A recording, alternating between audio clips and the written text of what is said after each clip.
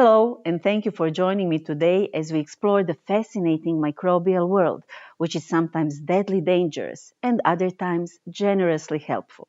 My name is Branka Bernard, and I am a molecular and mathematical biologist leading a small company, Fabula Movens, which focuses on developing innovative pedagogical frameworks. Microorganisms are all around us, even though they are invisible to the naked eye.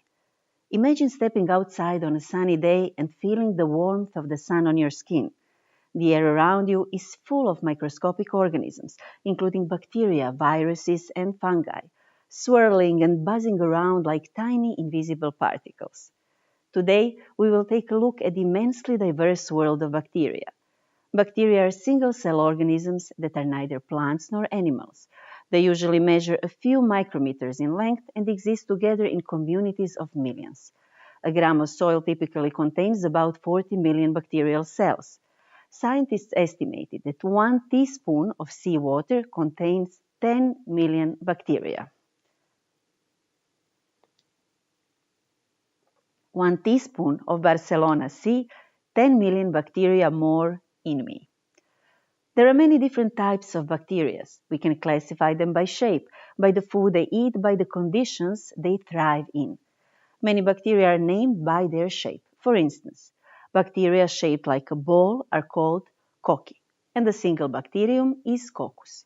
Examples include Streptococcus group, responsible for strep throat. Bacteria that are rod-shaped are called bacilli. One example is Bacillus anthracis or anthrax. If rod-shaped bacteria is also curved, then it is called vibrio. You have surely heard of Vibrio cholerae. And the third shape of bacteria is spiral. These are known as spirilla, causing, for instance, leptospirosis, Lyme disease, or syphilis.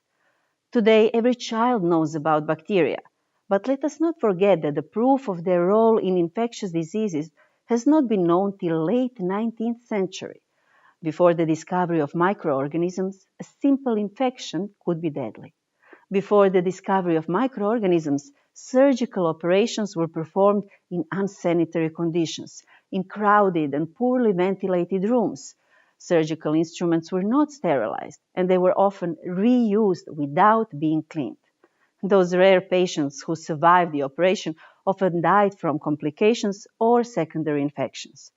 The discovery of microorganisms and the development of antiseptics and antibiotics revolutionized surgery and dramatically improved patient outcomes.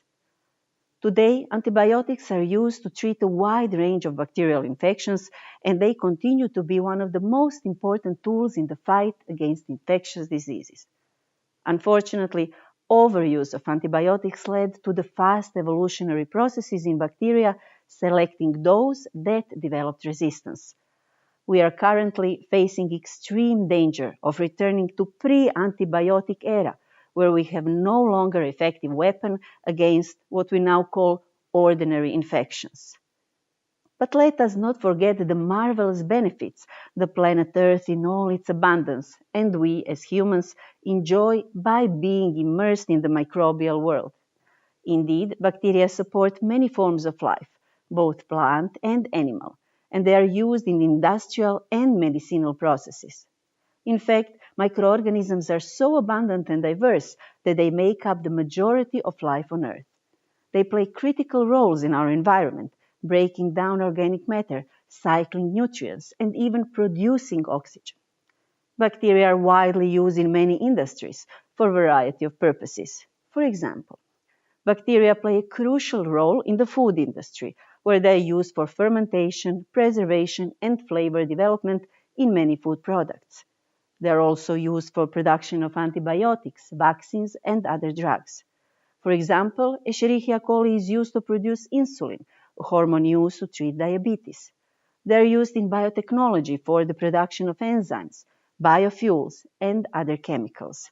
They are also used in wastewater treatment to break down organic matter and remove pollutants.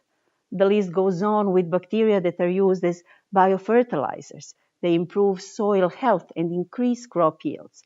And this is not all. Bacteria have many other applications, and new uses are continually being discovered as our understanding of microbiology advances. One absolutely immense and fascinating example of good bacteria has to do with trillions of them that are inhabiting our own bodies. But more about that in another video.